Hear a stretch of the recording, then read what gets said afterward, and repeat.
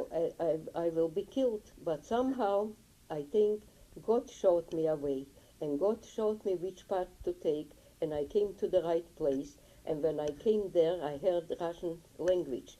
So I figured this is my partisans. And I walked in, and when they met me, they saw me, they opened their eyes and they say, "You survived? You came here? You are surrounded with Nazis. How could you make it?" But you see, God saved my life. I told you a few things, only two, I think, about how I survived. There is more. Every couple days was something new, and somehow God saved my life.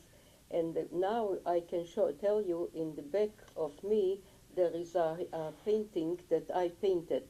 Here I was a nurse. This is the main doctor, and he is still fighting with the rifle. And there is a killed Nazi, and I became a good nurse, and I helped many lives, and I saved an 8-year-old little girl. Her name was Raika Kliger. I saved her life, and I saved the life of the minister's wife, and I saved a 52-year-old. I say 52-year-old because I was still a young girl. I called her the old woman. So you can imagine. So, and I saved her life because when the war didn't end it yet, but the Russians occupied from the Nazis back in the town of Pinsk. I became a newspaper photographer for Belarus Pravda, for the newspaper of Belarus, and and I painted myself this painting from this little picture that I took in the partisans. I worked in the partisans not only as a nurse, but I also took many photos, many pictures, and I survived. I saved some negatives even. So from this little picture, I painted this big one, and to show that how life was in the partisans, all on the ground. I had many pictures how we operated and how people were buried, and how my family was killed. But unfortunately, I'm always short in time to tell. So whatever I can tell in a certain time, I'm trying my best to tell you. In the meantime, now I'm talking already. The Russians pushed back the Nazis, and I was now liberated, and in Pinsk, and I was there, the newspaper photographer, like I said, and working in Pinsk. But it was so strange. There was not one, not all the Jewish people were killed. There were in Minsk now, and in Pinsk was 45,000 Jewish population, and now we couldn't assemble 10 Jewish people, because when I got married, I met my husband in Minsk, and we got married, and I came back to work in Pinsk, and we couldn't gather 10 people, 10 Jewish people to make a minyan and to get married.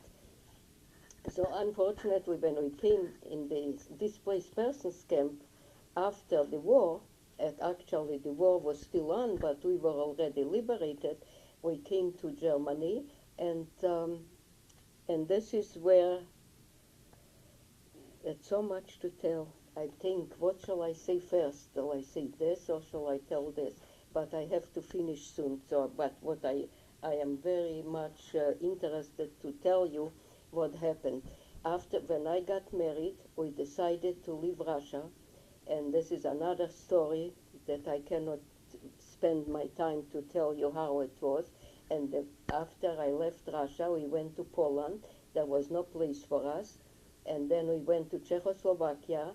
There was no place for us. We went to Austria, was no place. And then we came to Germany, and there was no place. In Germany, in Landsberg, we stayed for 3 years. We wanted to go to Israel. And when we left Russia, it was like living on a cemetery. And I had so good when I was a photographer, because everybody wanted to have a picture, the soldiers, the officers, to send to their families. So they brought me food, and there was so much food, so much eggs, so many eggs, and so much bread, and so much butter, and so much cheese, and nobody to eat, only couldn't even gather 10 people to give them the food. And it was like living in a cemetery. So we decided to leave, and we came to Germany in a displaced persons camp, and over there we organized a group of partisans and war fighters, um, war veterans, and we were supported by the UNRWA. They gave us food, they gave us clothes, they gave us uh, whatever we needed. So we only, the group of partisans got together and organized that we were only eating whatever we need, only to survive. And the rest of the food, now it's after the war, we traded some food with the Germans now for ammunition, for rifles, for guns, for bullets, and we smuggled to Israel. We couldn't go to Israel. We were not allowed to because it was under the English mandate. Israel was not yet an Israeli country, an independent country. So this is what we still continued to do and to help the people that are in Israel to help to fight for an independent country. And until it was a rumor that it's going to be another war because the Germans are not pleased the way they divided East Berlin and West Berlin. So we were thinking we will be caught in another world war, a third world war now. So we decided, and now we didn't want to be caught in another war, and now especially to be in Germany. So we registered all over the world, to Asia, to Africa, to Argentina, to America, to Canada, all over, wherever, just to leave Germany. So it so happened that Canada accepted us first, and this is why we ended up in Canada. Because people are asking, why didn't we go to Israel? Because we couldn't, the English wouldn't let us in, and I had already a baby. Especially they wouldn't let me go, not legally, because I had a baby. And some boys and girls went not legally, and they came to Israel, and they joined the Haganah, and they were fighting the English, and they were killed and buried without names, because they didn't have passports, because it was easier to live through without a passport. If they would have a German passport, the Russians would kill them.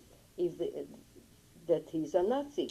If a Jewish boy or a girl would have a Russian passport, the Nazis would kill them because they are communists. So it was safer to be without passports. And I was thinking now when I had so much food, how I could not take it. I felt so bad, and I remembered one horrible moment when I was in the ghetto, and since my sister was married to a doctor, by the way, they were all killed, of course. My sister and the doctor and the whole family was killed. So since he was a doctor, one patient gave him an egg for a visit. So he brought the egg into the ghetto, and my mother cooked the one egg, and she divided in half for my sister's two little children, the 2-year-old little girl and the 4-year-old little boy. And can you imagine, the whole family was standing around them and watching them, how they are enjoying each one a half an egg. So you can imagine when I see all, and now I am now a newspaper photographer, and I have so much food, so many eggs, and nobody to eat. So what was life all about? So this is why we decided to leave Russia and to go to Israel. At least we will be in our country.